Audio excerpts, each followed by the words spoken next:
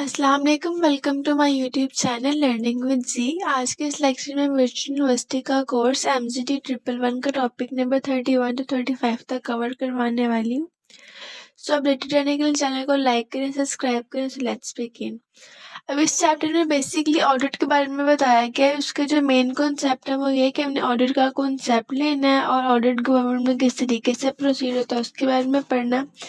Further हमने इसकी performance पढ़नी है ऑडिट की, और उसके अलावा audit as a control tool पढ़ना है। सो फर्स्ट ऑफ ऑल जो है डिस्कस किया गया है वह ऑडिट इन गवर्नमेंट। से बेसिकली ऑडिट जो है वो एक स्पेशलाइज्ड एरिया है किसी भी फाइनेंशियल मैनेजमेंट और कंट्रोल का। फर्दर ये कि इसके जो कंट्रोल इंस्ट्रूमेंट्स हैं इसमें गवर्नमेंट यूज रूल्स आते हैं, उसके अलावा रेगुलेशंस आती हैं, प्रोसीजर्स और फाइनेंशियल ट्रांजैक्शंस भी इसमें ऐड होता है। डेफिनेशन ऑफ ऑडिट की बात कर ले फर्दर, तो ये ऐसे मतलब एग्जामिनेशन या कि ऐसी वेरिफिकेशन है किसी भी कंपनी के फाइनेंशियल और अकाउंटिंग रिकॉर्ड्स की, और लाइक वो सपोर्ट करती है हमारे डॉक्यूमेंट्स को बाय प्रोफेशनल सिनेरियोज। फर्दर ये कि ये जो फॉर्मल एग्जामिनेशन है किसी भी ऑर्गेनाइजेशन के अकाउंट्स और फाइनेंशियल सिचुएशन की, इसमें आपकी कंप्लाइंसेस इंक्लूड होती हैं। उसके अलावा जो कि एप्लीकेबल होती हैं आपकी टर्म्स पे, लॉज पे, रेगुलेशन और पॉलिसीज वगैरह पर। Examination of documents, record, reports और इंटरनल कंट्रोल सिस्टम की बात करें तो ये सब चीज़ें इसमें ऐड होती है जो कि डिटरमिन करती हैं आपकी प्रॉपर्टी को, आपकी लीगैलिटी को और आपकी एक्यूरेसी ऑफ ट्रांजैक्शंस वगैरह को भी। फर्दर यहाँ बात की गई है government of order, government auditor general article 169 of the constitution के बारे में। सो बेसिकली अब यहाँ पे जो बात कर रहे हैं वो ये कि फंक्शन लाइक जो ऑडिटर जनरल के फंक्शन थे उसके बारे में बात की गई है, इन सेंस के जो हेडअप करता है ऑडिटर अकाउंट ऑर्गेनाइजेशंस को with in the government of Pakistan. Further ये कि इंश्योर करते हैं कि जो पब्लिक मनी है उसे स्पेंड किया जाए, मतलब उनकी जो ट्रांजैक्शंस है, जो उनकी स्पेंडिंग है वो basically according to your financial rules हो। Further use of public money के बारे में बात की गई है। सो पब्लिक मनी बेसिकली जो है उसमें टैक्सेस आते हैं, नॉन टैक्सेस रेवेन्यूज आते हैं, और जो है आपकी लाइक बोरोड मनी आती है और जो कि आप स्पेंड करते हो अकॉर्डिंग टू योर प्रोसीजर्स। के बाद फंडामेंटल प्रिंसिपल है जिसमें कि फर्स्ट ऑफ ऑल है spend public money as if it's your own ones. Further यहाँ बात की गई है इसके बारे में कि जो परफॉर्मेंसेस है ऑडिट की उसको डिस्कस किया गया। परफॉर्मेंस ऑडिट की डेफिनेशन बेसिकली यहाँ पे जो दी गई है उसका बेसिकली ये है कि उसका ऑब्जेक्टिव और जो सिस्टमेटिक एग्जामिनेशन है किसी भी पब्लिक सेक्टर ऑर्गेनाइजेशन प्रोग्राम्स में वो आता है।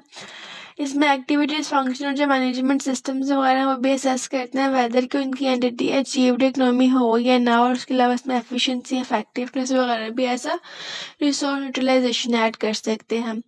वैल्यू फॉर मनी की बात करें VFM के, तो ये रेफर करता है कि किस तरीके से जो रिसोर्सेज है जैसे कि फाइनेंस है या ह्यूमन और फिजिकल रिसोर्सेज हैं वो किस तरीके से एलोकेट करते हैं, यूटिलाइज करते हैं basically by the organisation.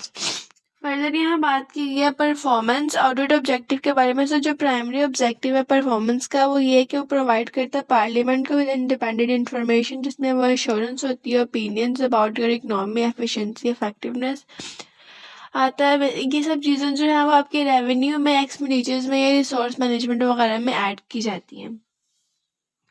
Secondly यहाँ पे बात की गई है ऑब्जेक्टिव। सेकेंडरी ऑब्जेक्टिव से बेसिकली आइडेंटिफाई करता है वेज जिसमें आप इम्प्रूव करते हो वैल्यू फॉर मनी को, उसके अलावा इनकरेज करते हो आप इसमें ऑडिट बॉडीज को जिसमें आप डिफरेंट किस्म के एक्शंस लेते हो ताकि आप इन्हेंस कर सको अपने सिस्टम को और कंट्रोल को। फर्दर बात कर लें इकोनॉमी की। सो इकोनॉमी बेसिकली मिनिमाइज करती है कॉस्ट ऑफ रिसोर्सेज को जो कि आप यूज़ करते हो किसी भी एक्टिविटी को वाइल मेंटेनिंग योर क्वालिटी। इसमें आप परचेज कर सकते हो स्टैंडर्ड आइटम्स को at the best possible prices पे। उसके अलावा इसमें एफिशिएंसी के बारे में बात की गई जिसमें आप मैक्सिमाइज करते हैं आउटपुट को फ्रॉम गिवन इनपुट, और उसके अलावा इसमें आप जो है मिनिमम रिक्वायरमेंट आपकी होती है इनपुट की फॉर द प्रोडक्शन। इसके एग्जाम्पल की बात कर लें सो बेसिकली इसमें जो एग्जाम्पल दी गई है वो इस तरीके से कि इसमें आपकी टीचिंग इन्वॉल्व हो सकती है, आपकी हेल्थ केयर एफिशिएंसी इन्वॉल्व हो सकती है थ्रू जिसके आप रिड्यूस कर सकते हो अपनी यूनिट कॉस्ट को और प्रोवाइड कर सकते हो मोर services with the same resources. Third पे बात की गई यहाँ पे इफेक्टिवनेस के बारे में। तो इफेक्टिवनेस बेसिकली जो है इसमें आप का जो मेन डेफिनेशन है वो ये कि इसमें आप अचीव करते हो प्री डिटर्मिन ऑब्जेक्टिव्स और गोल्स को, और उसके अलावा आप असेस करते हो एक्चुअल चीज़ों को वर्सेस इंटेंडेड इम्पैक्ट्स में। अब इसमें जो एग्जांपल है वो ये है कि इम्प्रूवमेंट आ सकता है आपके स्कूल एग्जाम्स के रिजल्ट में, और उसके अलावा जो आपकी सिकनेस है उसे रिड्यूस करने का जो सारा प्रोसेस है और आपका जो रिजल्ट ऑफ मेडिकल केयर है, ये सब चीज़ें इसमें ऐड होती है। बेसिकली परफॉर्मेंस ऑडिट मॉडल में ये 3 चीज़ें आती है, इकोनॉमी, एफिशिएंसी और इफेक्टिवनेस। अब मॉडल शो के रिलेशनशिप्स के बारे में बात की गई है फर्दर। सो इसमें इनपुट्स आते हैं, आपके प्रोसेसेस आते हैं और आउटपुट्स आते हैं जो कि इलस्ट्रेट करते हैं एक interplay connection of economy, efficiency और इफेक्टिवनेस के बारे में। लास्ट में बात की गई है यहाँ पे ऑब्जेक्टिव ऑफ परफॉर्मेंस ऑडिट के बारे में। सो बेसिकली इसमें जो है प्राइमरी ऑब्जेक्टिव आता है, सेकेंडरी ऑब्जेक्टिव आता है। प्राइमरी मैंने पहले भी बताया कि जो कि प्रोवाइड करता है पार्लियामेंट को with information on economy, efficiency और इफेक्टिवनेस जो मेजर फील्ड्स हैं इसकी भी, रेवेन्यू में, एक्सपेंडिचर्स में या रिसोर्स मैनेजमेंट वगैरह में। सेकेंडरी ऑब्जेक्टिव की बात करें तो इसमें आइडेंटिफाई वो करता है improvement for the value of money को, और इनकरेज करता है एक्शन को ताकि वो इन्हांस कर सके आपके सिस्टम और कंट्रोल को। चैप्टर नंबर 32 देख लें। सो बेसिकली इसमें बात की है मोटिवेशन के। यहाँ पे हमने कॉन्सेप्ट ऑफ मोटिवेशन को समझना, उसके अलावा ऐसी कौन सी चीज़ें हैं जो किसी भी एम्प्लॉय को मोटिवेट करती है, और उसके अलावा थ्योरीज ऑफ मोटिवेशन के बारे में भी यहाँ पे पढ़ना है। First of all motivation in organization के बारे में बात की गई है। सो यहाँ पे जो डिस्कस किया गया है वो ये है कि ऑर्गेनाइजेशन में इन्वॉल्व होता है आपका मटेरियल, मशीन्स और पीपल जो कि गोल अचीव करते हैं। उसके अलावा जो लोग हैं वो एक वाइटल रोल प्ले करते हैं आपके ऑर्गेनाइजेशन सिचुएशंस में। उसके अलावा ये क्रूशियल रोल प्ले कर रहे हैं मैनेज करने में आपकी सेटिस्फैक्शंस को और आपको मोटिवेट करने में। मोटिवेशन आपका गोल रिलेटेड बिहेवियर है। अब जो कॉन्सेप्ट ऑफ मोटिवेशन है, बेसिकली मोटिवेशन का मीन्स होता है मूव इन अ डायरेक्शन। ये ओरिजिनेट हुआ from the needs and the involve a process of deprivation की तरफ से, मतलब ये डिराइव किया गया या लाइक कि जो आपकी नीड्स हैं उनको पूरा करने के लिए जो चीज़ें आपको फोर्स करती हैं या फिर डिप्रेव करती हैं, उसके अकॉर्डिंग जो इसका मीनिंग है मोटिवेशन का वो डिराइव किया गया। अब जो मोटिवेशन है बेसिकली वो इन्फ्लुएंस होती है by the variety of factor, जिसमें कि आपकी desires of for authority include होता है, आपकी सर्विसेज आती हैं, फाइनेंशियल रिवॉर्ड्स आते हैं। इम्पोर्टेंस एंड अंडरस्टैंडिंग मोटिवेशन की बात कर लें। सो अंडरस्टैंडिंग ह्यूमन बिहेवियर जो है बेसिकली किसी भी ऑर्गेनाइजेशन में वो एसेंशियल है ताकि आप हैंडल कर सको डिफरेंट किस्म की वेरियस सिचुएशंस को। फर्दर यहाँ पे बात की गई है कि ये हेल्प करता है डील करने में लोगों को according to their personality, strength and weaknesses. और जो मैनेजर्स हैं उनको बेसिकली इस चीज़ को नो हाउ रखना लाजमी है कि किस तरीके से वो लोगों को इफेक्टिवली मोटिवेट कर सकते हैं। उसके बाद बात की गई है यहाँ पे assumptions अबाउट मोटिवेशंस के बारे में। सो इसमें भी कुछ पॉइंट्स दिए गए हैं। फर्स्ट ऑफ ऑल जो है मोटिवेशन कॉमनली अज्यूम की जाती है टू द पॉजिटिव फोर्सेस की तरफ। सेकंड पे बात की गई जो मोटिवेशन का फैक्टर है वो इन्फ्लुएंस करता है आपकी परफॉर्मेंसेस पे अदर देन फैक्टर्स लाइक अब की एबिलिटी, रिसोर्सेज और वर्किंग कंडीशन के अलावा सबसे इम्पोर्टेंट जो आपका फैक्टर है वो मोटिवेशन है। उसके बाद मोटिवेशन जो उसे कंसीडर किया जाता है कि वो एक शॉर्ट सप्लाई और रिक्वायर पीरियोडिक रिफ्रेशमेंट में इसका जो है वो यूज़ लाजमी है। और उसके बाद जो फोर्थ पे बात की गई है वो एक जो मोटिवेशन है वो टूल है अरेंज करने के लिए आपके job relationship within an organization और टेलर करने में आपके असाइनमेंट्स को, जो रिवॉर्ड्स वगैरह आपको मिलते हैं किसी भी इंडिविजुअल को मोटिवेट करने के दौरान। अब इसका जो अर्ली व्यू है मोटिवेशन का वो साइंटिफिक मेथड्स पे आता है। फर्स्ट ऑफ ऑल वो दिया था टेलर्स ने। इन्होंने लिंक किया था कि जो एफिशिएंट टास्क परफॉर्मेंसेज है वो वेजेस इंसेंटिव के साथ उन्होंने उसे लिंक किया था। उसके अलावा उन्होंने यहाँ पे बात की थी ह्यूमन रिलेशन मॉडल्स के बारे में, जिसमें उन्होंने एम्फेसाइज किया था सोशल कॉन्टैक्ट्स को और पॉजिटिव रिलेशनशिप्स को फॉर मोटिवेशन। उसके बाद एमसी ग्रेगर ने बात की थी ह्यूमन रिसोर्स मॉडल्स के बारे में। सो यहाँ पे उन्होंने बात ये की कि इन्होंने क्रिटिसाइज किया था मैनिपुलेशन इन ह्यूमन रिलेशंस को और एडवोकेट किया था उन्होंने मोर कॉम्प्रिहेंसिव अप्रोच को।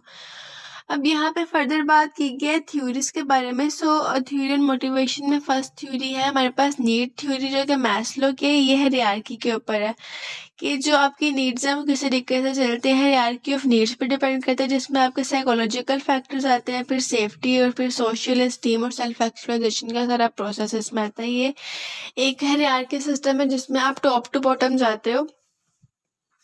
ये सारी थ्योरी जो है वो इस पे डिपेंड करती है।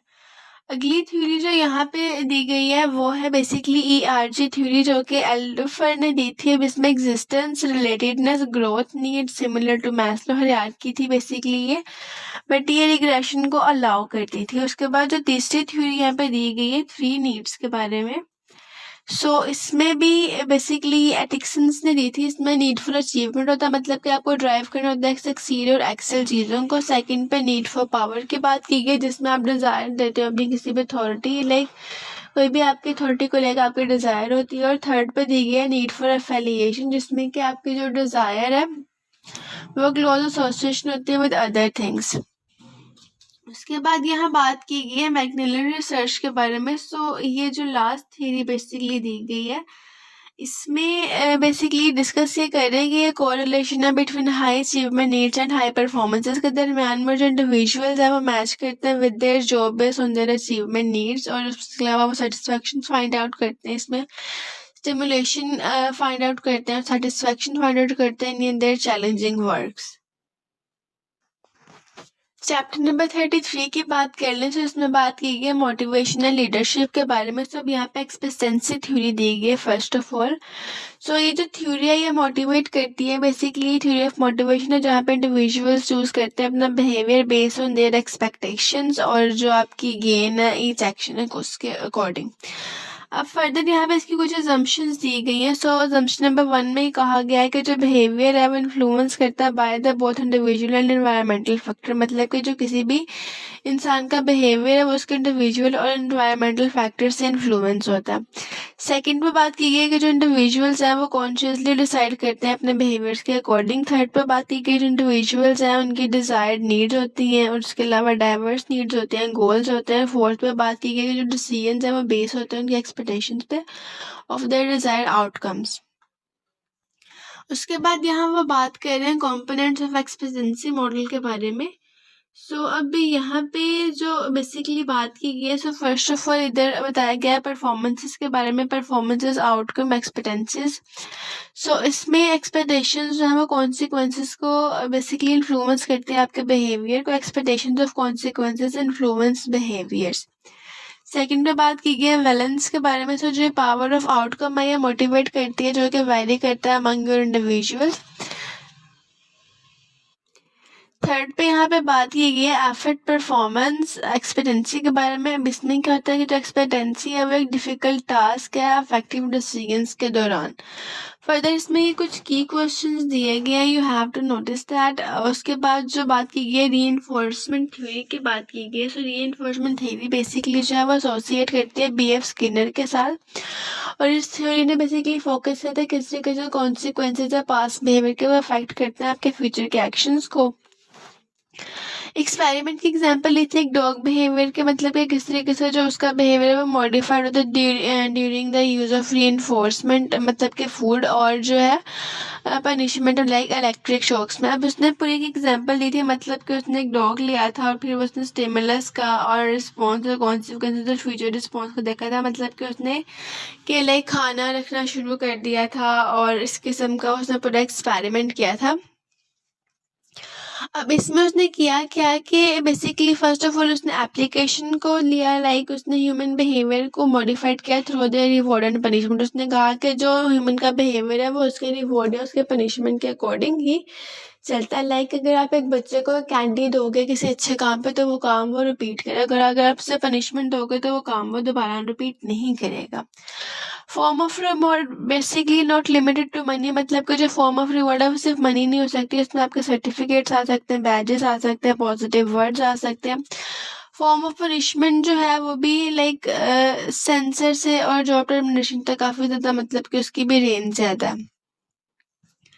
उसके बाद यहाँ बात की गई है रिलेशनशिप्स के बारे में। Relationship basically of motivation to other dimensions के बारे में बात कर रहे हैं यहाँ।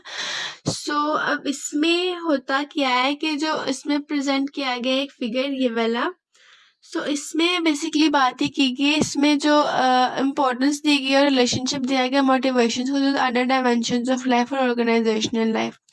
फर्दर यहाँ बात की गई जो मोटिवेशन में इन्फ्लुएंस करती है टीम बिल्डिंग को, लीडरशिप को, कॉपिंग विद चेंजेस को, पर्सनल जो आपके चरिश्माज हैं उनको, और जो उसके अलावा ओवरऑल आपका एनवायरनमेंट है उस पर भी सब कुछ डिपेंड करता है, आपके रिलेशनशिप्स। उसके बाद यहाँ बात की गई लीडरशिप के बारे में। सो जो लीडरशिप है बेसिकली इसमें लीडर वर्सेस लीडरशिप का कॉन्सेप्ट है। अब जो एक लीडर है वो कैसा पर्सन है जो कि लीड करता है, वाइल जो लीडरशिप है वो डिफाइन करती है लाइक आपकी characteristics of the person who Leeds. मतलब बेसिकली लीडर वो है जो आपको लीड कर रहा है, और जो लीडरशिप है वो उसकी क्वालिटीज के बारे में डिस्कस किया जा रहा है। जस्ट लाइक कि अब जो कायदे आजम थे वो हमारे लीडर थे, वो एक पर्सन थे जो लीड कर रहे थे, उनकी जो क्वालिटीज थी वो हमारी लीडरशिप की मतलब के एग्जाम्पल में फिट हो जाएंगे। उसके बाद यहाँ बात की गई मैनेजरल लीडरशिप के बारे में। सो ये फोकस करते हैं on the leadership exercise by the managers in an organizational situations. उसके बाद डेफिनेशन ऑफ लीडरशिप की बात की गई है। सो यहाँ पे जो process of directing and influence करना, बेसिकली इसमें आप डायरेक्ट करते हो, इन्फ्लुएंस करते हो अपने टास्क रिलेटेड एक्टिविटीज को किसी भी ग्रुप मेंबर के लिए। देन यहाँ पे कुछ की इम्प्लीकेशंस दी गई हैं जिसमें आपकी लीडरशिप इन्वॉल्व होती है, लाइक कि जो आपकी लीडरशिप में जो लोग इन्वॉल्व होते हैं उसके बारे में डिस्कस किया गया। उसके अलावा इसमें अनइक्वल डिस्ट्रीब्यूशन ऑफ पावर होती है between leaders and group members. और लीडरशिप बेसिकली इन्वॉल्व होती है आपकी एबिलिटी में, ताकि आप यूज कर सको different form of power to influence your behaviours. और लास्ट पे जो बात की गई है वो ये कि leadership is about the value and moral leadership required for inform choices by the followers. उसके बाद यहाँ ट्रेड अप्रोच की बात कर रहे हैं। सो ट्रेड अप्रोच बेसिकली जो है वो बिलीफ है लीडर्स का कि वो बॉर्न होते हैं विद इनहेरेंट ट्रेड्स, और इनकी जो ट्रेड्स हैं वो डिस्टिंग्विश करती हैं फ्रॉम द नॉन लीडर्स। अब इनकी ट्रेड्स में आ जाते हैं आपके पास कॉन्फिडेंस, सेंस ऑफ डायरेक्शन, मतलब क्लियर गोल्स, ह्यूमन इंसाइट्स आ सकती है इसमें, आपका डिसिप्लिन आ सकता है, क्लैरिटी ऑफ टास्क आ सकता है, कंसिस्टेंसी है, हार्ड वर्क है, मोटिवेशन है, गुड कम्युनिकेशन स्किल्स है, इंटीग्रिटी है, ऑनेस्टी है, ये सब चीज़ें इसमें आ सकती हैं। फर्दर यहाँ पे बात की गई है लीडर वर्सेस नॉन लीडर के बारे में। So leader tend to be a brighter, मतलब जो लीडर्स हैं वो ब्राइटर होते हैं, मोर एक्सट्रोवर्ट होते हैं और मोर सेल्फ कॉन्फिडेंट होते हैं। और उसके बाद यहाँ बात की गई है इफेक्टिव वर्सेस इनफेक्टिव लीडर्स के बारे में, जो कि स्टडीज करते हैं और सजेस्ट करते हैं इंटेलिजेंस को, इनिशिएटिव्स होते हैं, सेल्फ एश्योरेंस होती है और सुपरवाइजरी होती है, एक एबिलिटी होती है जिसमें आप अपनी ट्रेड्स को एसोसिएट करते हो with the help of leadership, और इफेक्टिव जो आपकी लीडरशिप है उसके अकॉर्डिंग। उसके बाद टॉपिक नंबर 34 को देख लीजिए, इसमें बात की गई है लीडरशिप के बारे में। सो अब इसमें लीडरशिप के फंक्शंस देखने हमने फर्स्ट ऑफ ऑल। सो कि बेसिकली टास्क रिलेटेड होते हैं, प्रॉब्लम सॉल्विंग फंक्शंस में आते हैं, जैसे कि अब इसमें आप इन्वॉल्व कर सकते हो helping the group solve problems and achieve objectives. Secondly focus करता है मोर ऑन टास्क आउटपुट्स पर। उसके अलावा जो ग्रुप मेंटेनेंस और सोशल फंक्शन इसमें इन्वॉल्व होता है, आपका मीडिएटिंग करना, डिस्ट्रीब्यूट करना किसी भी किस्म की लाइक इंडिविजुअल्स की फील, लाइक जो कि वो फील करा है किसी भी ग्रुप को लेके, उसको बेसिकली डील करना, उसके अलावा एड्रेस करना इंटरपर्सनल इश्यूज को with in the team. Leadership style की बात कर लें। सो यहाँ पे जो डिस्कस किया गया वो ये है कि वो टास्क ओरिएंटेड स्टाइल होना चाहिए, वो कि एम्फेसाइज करता है आपकी क्लोजली सुपरवाइजिंग प्रोसेसेस पे, सच एज कि इसमें जो है वो इंश्योर करता है आपकी टास्क सेटिस्फैक्शन को एम्प्लॉयज की, उसके अलावा प्रोड्रेस करते हैं जॉब कॉम्पिटिशन्स को ओवर योर एम्प्लॉयज ग्रोथ और personal satisfaction. Employ oriented style की बात की गई है। उसके बाद जो employ oriented style in sense की जो है आपके इसमें वो पुट करते हैं more emphasis on your motivating your self और मेडिकेट करने में, एम्प्लॉयज को एक वेलबींग बनाने में। फर्दर ये कि फोकस करते हैं बिल्डअप करने में रिलेशन बिटवीन योर सबऑर्डिनेट्स। उसके बाद यहाँ बात की गई है tandem and segment leadership style scale के बारे में। सो अब इसमें जो डिस्कस किया गया है वो यही है कि बेसिकली जो आपके फैक्टर्स हैं वो किस तरीके से इन्फ्लुएंस करता है आपकी लीडरशिप के स्टाइल को। इसमें जैसे कि फोर्स एंड मैनेजर आता है, जैसे कि नॉलेज, बैकग्राउंड, एक्सपीरियंसेस वगैरह उसमें ऐड हो जाते हैं। उसके बाद फोर्स एंड एम्प्लॉयज आता है, इसमें भी नॉलेज, एक्सपीरियंस और एटीट्यूड्स आते हैं। थर्ड पे बात की गई ऑर्गेनाइजेशनल फोर्सेस के, इसमें आपके कल्चर, प्रेफर स्टाइल और टाइम प्रेशर भी आ सकता है। लीडरशिप स्टाइल कॉन्टिन्यूम की बात की गई। अब इसमें सबऑर्डिनेट सेंट्रल लीडरशिप आता है, वो मोर फ्रीडम फॉर सबऑर्डिनेट्स होता है। उसके बाद बॉस सेंट्रल लीडरशिप आता है, मोर अथॉरिटी फॉर द बॉस होता है उसमें। और variation in between based on this three forces, मतलब कि इसमें वेरिएशंस भी आती रहती हैं। उसके बाद यहाँ बात की गई है कॉन्टिजेंसी अप्रोचेस के बारे में। सो अब इसमें भी कुछ फैक्टर जो कि डिटरमिन करता है आपकी लीडरशिप के स्टाइल को। इसमें आपका टास्क रिक्वायरमेंट आता है, पीयर्स एक्सपेक्टेशन, बिहेवियर है, एम्प्लॉयज कैरेक्टरिस्टिक्स आते हैं, एक्सपेक्टेशंस और बिहेवियर्स, ऑर्गेनाइजेशनल कल्चर और पॉलिसीज आते हैं। उसके अलावा इसमें कुछ थ्योरीज दी गई है। सो फर्स्ट ऑफ ऑल जो डिस्कस किया गया इसमें वो है कॉन्टिजेंसी थ्योरी एसेंस के बारे में। सो इसमें बेसिकली होता है क्या है कि जो लीडरशिप है उसके अकॉर्डिंग इसको डिस्कस किया गया इन सेंस के अब इस में बेसिकली हुआ ये कि लीडरशिप जो है वो आपका जो स्टाइल है, आपका जो लीडरशिप स्टाइल वो डिपेंड करता है आपकी सिचुएशंस पे, और हर सिचुएशन जो है एक दूसरे से यूनिक होती है, डिफर होती है। उसके बाद यहाँ बात की गई है हेरिसरी एंड ब्लैंचर्ड कॉन्टिजेंसी मॉडल के बारे में। अभी ये रीडीनेस ऑफ एम्प्लॉयज के ऊपर डिपेंड करता है, मतलब कि इसमें जो लीडरशिप स्टाइल है वो वेरी करता है विद द रीडीनेस ऑफ एम्प्लॉयज। रीडीनेस में इंक्लूड होते हैं आपके डिजायर्स फॉर अचीवमेंट, आपकी विलिंगनेस जिसमें आप अपनी रिस्पॉन्सिबिलिटीज को एक्सेप्ट करते हो, आपकी एबिलिटीज, आपकी स्किल्स, आपका एक्सपीरियंस। जो लीडरशिप स्टाइल है वो जस्ट करता है based on your employees development faces के ऊपर।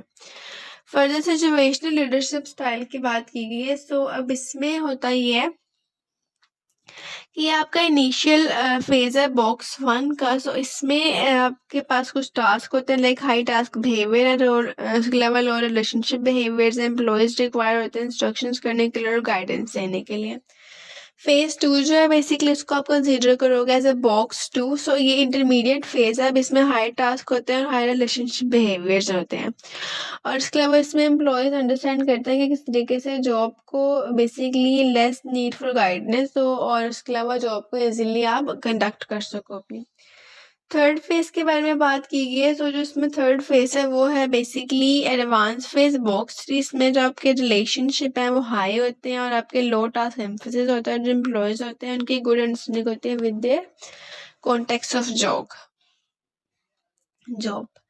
और उसके बाद यहाँ बात कर रहे हैं वो ट्रांसफॉर्मेशनल एंड ट्रांजैक्शनल लीडर्स के बारे में। सो अब इसमें जो है बेसिकली ट्रांसफॉर्मेशनल और जिस्मेस्टिक लीडर्स जो है वो इंस्पायर करते हैं फॉलोअर्स को थ्रू देयर पर्सनल विजन और एनर्जी। उसके अलावा इसमें एक्सपेक्टेशनल इम्पैक्ट्स होते हैं किसी भी ऑर्गेनाइजेशन के बारे में। ट्रांजैक्शनल लीडर्स की बात कर लें तो डिटरमिन करता है आपके सबऑर्डिनेट्स को ताकि वो अचीव कर सकें डिफरेंट किस्म के जो उनके ऑब्जेक्टिव्स हैं उनको। उसके अलावा क्लासीफाई कर सके रिक्वायरमेंट और हेल्प कर सके सबऑर्डिनेट बिकम्स कॉन्फिडेंट होने के लिए सबऑर्डिनेट्स को, और एक ब्यूरोक्रेटिक लीडर के तौर पर भी जाने जाते हैं। उसके अलावा इसमें मैनेजर लीडरशिप और टीम्स के बारे में बात की गई है। सो यहाँ पे जो डिस्कस किया गया है इसमें टीम डायनामिक्स के बारे में बता रहे हैं, लाइक कि जो मैनेजर लीडरशिप है उसमें एग्जिस्टेंस और अंडरस्टैंडिंग होना किसी भी टीम के लिए क्रूशियल है।